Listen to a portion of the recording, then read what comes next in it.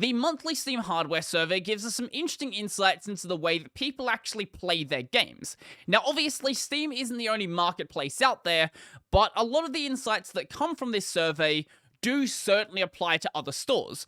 Things like how AMD CPUs are slowly but surely growing in popularity, and along with that, you're starting to see a rise in the number of cores that people have in their CPU. And somehow Windows 7 still makes up 5% of the market share, even though Microsoft is no longer supporting it, and you really should not be running the operating system if it is connected to the internet at all.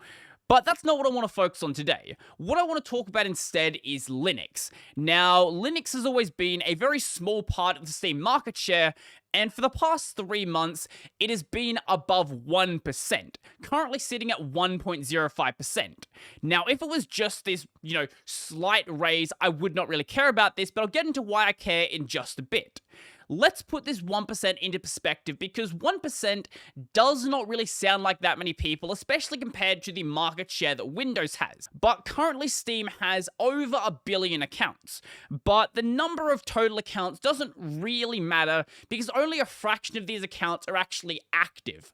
So looking instead at monthly active users, Steam sits around 120 million, so 1.5% of that would be about 1.26 million monthly active Linux users. That is a lot of people. That is genuinely a lot of people. And it's kind of interesting to see the way the distros are actually split up.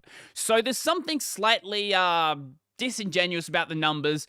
Ubuntu is split into different Ubuntu version numbers, so even though it says it is 0.16% for 20.04.3, it's actually 0.23% if you also include 21.04. The same thing is done with Linux Mint as well. I presume Linux Mint's number is actually a little bit higher than this.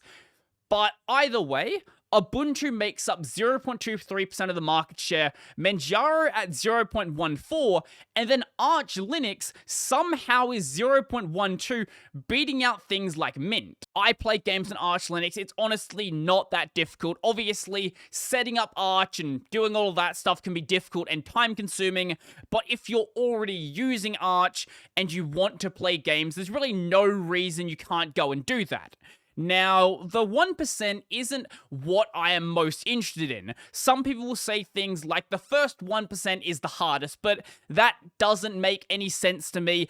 I don't think anyone is judging whether they adopt something based on hitting that 1% mark. There is some credibility to be given to things like the adoption curve, where there exists a chasm between the early adopters and the early majority, where going from that group to the other becomes incredibly difficult. But something like that is outside my area of expertise. What I am way more interested in isn't the fact that we're at 1%. It's the fact that this number has been slowly going up over time. Obviously, there have been dips here and there because the user base is still relatively small.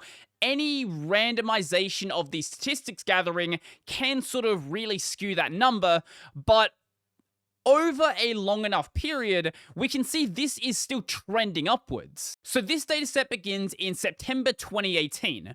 That is a very important date. That is about a month or so after the original version of Proton was released. Before that point, Linux didn't really do much. I've looked at the older numbers going back to like 2015, and it's basically always at 0.8 or slightly above it. It really never did anything besides that. Proton was where everything changed. Proton launched with basically no games supported. At least officially. There were a lot of other games that, if you did some tweaking, you could at least get running. But over these 3 years, Proton has gone from being, it kinda does stuff sometimes, to being, you can basically play whatever you want. Sure, there are certainly a lot of games that don't work, and we can talk about those all day. But there is so much stuff that does work that if you just do a little bit of research, you are more than capable of playing most games under Linux. Now, as for this latest growth point, this happened after July. Now, that is a very important month because that was the month the Steam Deck was announced and the pre-orders were opened up. So I feel like there were a lot of people, and this can be sort of identified by going anywhere that talks about gaming, that haven't really looked at Linux gaming since like the Steam machines came out, and think that gaming on Linux really still cannot be done. This basically put all of this attention onto Linux gaming. And the way that I see this is there's a lot of people that decided, hey, I'm gonna just try out gaming on Linux and seeing what it's like. If Valve is releasing another bit of hardware and is saying, hey, all of these games are going to work, maybe it's not as bad as I thought it was. That seems to be what is happening here. Plus, combine that with all of the attention that massive YouTube channels like, say, Linus Tech Tips have been giving to things like Linux gaming and the Steam Deck, especially now with Linus's new Linux Gaming Challenge, someone is bound to go and try it out. Obviously, not everyone is going to like it, but seeing as though this number is still going up after a couple of months, there is obviously some people that are actually sticking around. Where I think this is going to get very interesting is come January, February time, giving enough time for the Steam Decks to actually ship out and for hardware surveys to actually get done, and then following each month after the next quarterly releases, because currently the Steam Deck is only going to release like every 3 months because they got so many orders for them. I don't know what's going to happen to this chart. We don't actually know how many Steam Decks have been pre-ordered. All we know about the Steam Deck sales is in the first 24 hours, due to a bug with the website, people managed to work out there was 100,000 pre-orders.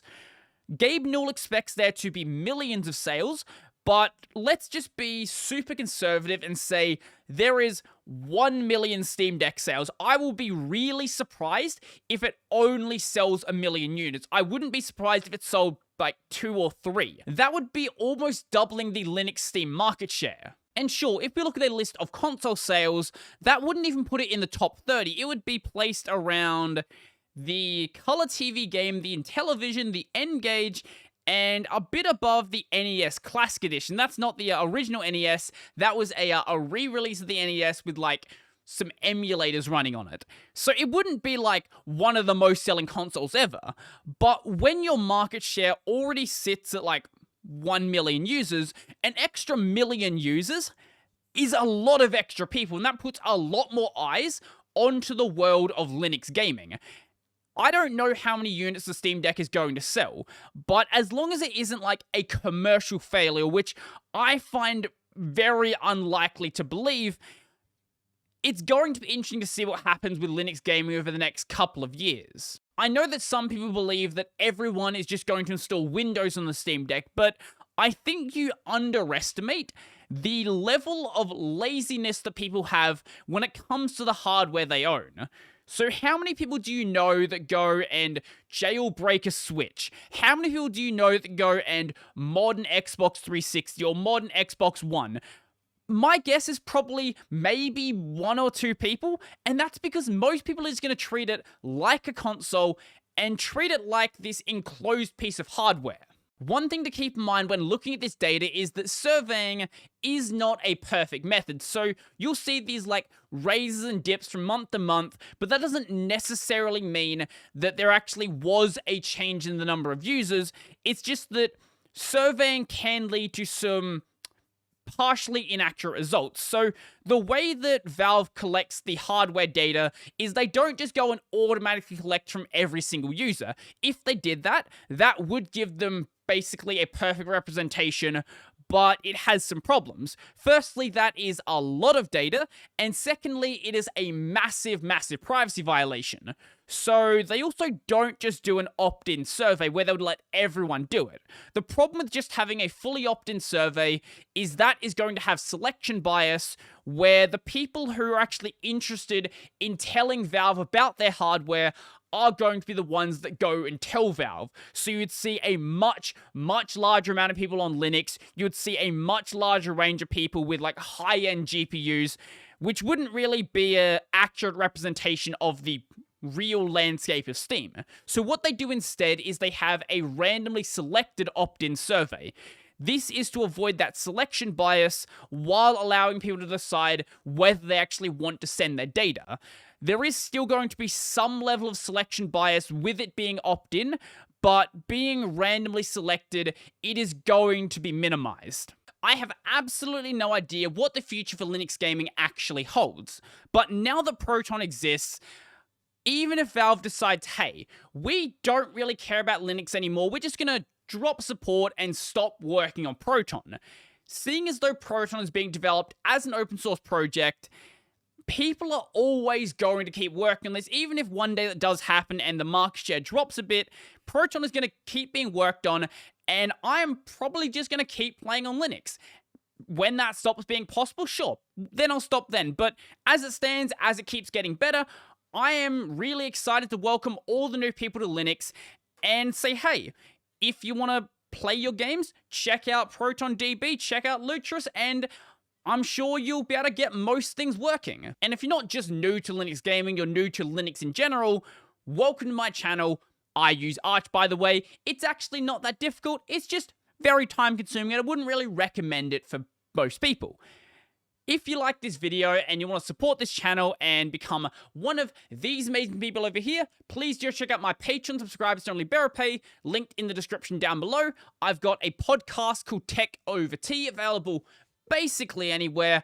I've got a gaming channel called Brodie Robertson Plays, where I live stream twice a week, upload about 5 or so YouTube shorts, and this channel is also available over on Odyssey. That's going to be it for me, and I'm out.